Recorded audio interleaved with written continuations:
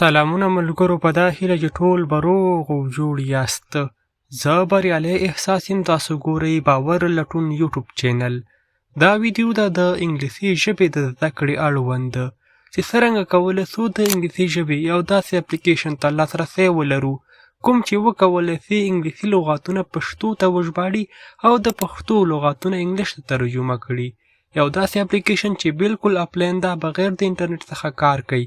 طریقه او معلومات ټول درسره پر دا ویډیو کې شیر کوم، خو له هغې نه وړاندې تاسو دا ویډیو لایک کړئ، چینل سبسکرایب کړئ، د کمنټ په برخه کې ولیکئ د انګلیسي ژبې د زده کړې لپاره تاسو له کومو کتابونو څخه استفاده کوئ. کوم چیرې کامنټ کړی وي، راځو پر ویډیو به پیل وکړو. ګرانو ملګرو، پر دا ویډیو کې زه تاسو ته د دوه اپلیکیشنونو په باره کې معلومات درکوم. لومړنی اپلیکیشن د انګلیسي ژبې د زده کړې 50,000 لغاتونه. دا په یو داسې ترتیب سره لیکل شوي که چیرې تاسو یو ځل ولولئ نو بیا تاسو څخه هیڅکله نشي هیرېدی. هغه لغاتونه دي کوم چې موږ په روزمره ژوند کې کاروو. 50,000 لغاتونه تقریبا په 32 برخو تقسیم شوي دي. هرې برخې دپاره یو جدا ترتیب او جدا شمېر لغاتونه شامل دي. که چیرې زه دلته دوستانو دغه اپلیکیشن اوپن کړم، په دې اپشن باندې کلیک واخلم، دا لغات ما سره پلی کیږي. دغه لغاتونه تلفظ هم لري او تاسو کولی شئ پرونونسیشن ورسره وکړئ. که چیرې تاسو یو ځل ولولئ نو بیا هیڅکله له تاسو څخه نه هیریږي. 50,000 لغاتونه ویشل شوي دي په 32 برخو باندې. د یو ځل لوستلو وروسته تاسو ته زده کیدی شي. غوره ترتیب یې ده. دوهم اپلیکیشن دوستانو پښتو اپلاین ډکشنري د هغو موبایلونو لپاره کوم چې انډرایډ دي. د ایفون په باره کې هم معلومات درکوم. که چیرې تاسو انډرایډ موبایل لرئ تر ټولو غوره ډکشنري همدا ده، د کوم د لارې چې تاسو کولی شئ پښتو لغاتونه انګلیش ته وژباړئ او همدارنګه کولی شئ انګلیسي ژبې لغاتونه پښتو ته ترجمه کړئ. ډېره غوره ډکشنري ده. ترڅنګ یې دا قاموسونه هم لري، ترڅنګ یې پښتو متلونه هم پکې شامل دي. غوره ډکشنري د دې د آفلاین موبایل لپاره همدا کاروم. تاسو هم کولی شئ له دې ډکشنري څخه استفاده وکړئ. په سرچ کې به تاسو د لغات نوم ورکئ او هماغه لغات به سرچ کړئ، تاسو ته انګلیسي معنا درکوي. د مثال په ډول دوستانو زه راځم په دې سرچ برخه کې ورته لیکم ورور.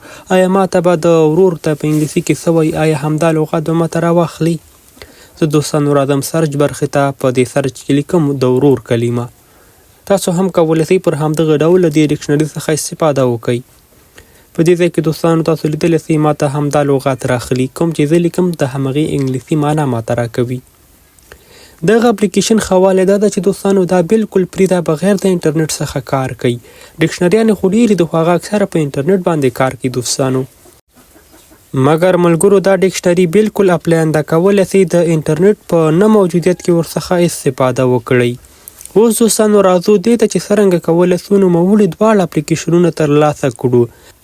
لومړنی اپلیکیشن د انګلیسي ژبې د زده کړې 50,000 لغاتونه. یو داسې اپلیکیشن چې په غوره ترتیب لري، هر لغات سره تصویر شتون لري او دغه لغاتونو سره تاسو کولی شئ پرونونسیشن هم وکړئ.